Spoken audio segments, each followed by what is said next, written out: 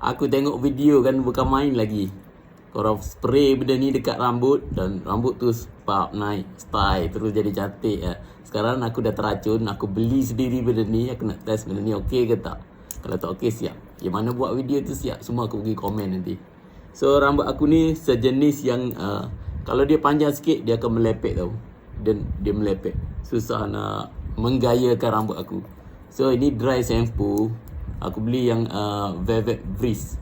Velvet Breeze. Aku nak try sendiri dekat rambut aku. Kalau okey, korang wajib beli juga. Kalau tak okey, standby. Yang mana buat video cakap okey tu standby. Ataupun mungkin benda ni tak sesuai dengan rambut aku lah. Kitanya senang teracun. Apa-apa goncang dulu. Ni aku nak pergi kerja, tapi tengok rambut melepek macam ni kan. Nak pergi gunting malas lagi. Mesti aku nak cuba benda ni. Baru sampai. So dah cakap spray ya.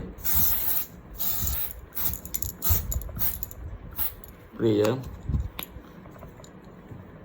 Lepas terus ish.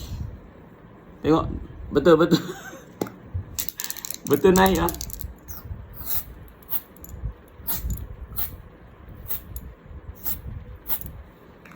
Ni aku beli satu tin je. Kalau okey nanti aku nak beli lagi.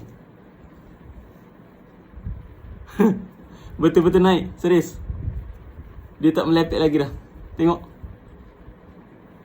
Rambut aku ni kalau dia panjang dia ikal tau. Pakai ni dia tak jadi ikal. Okey lah, okey. Okey.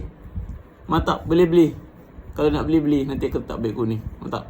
Mantap. Aku tak jadi nak komen tak baik sebab benda ni okey. Jadi. Mantap.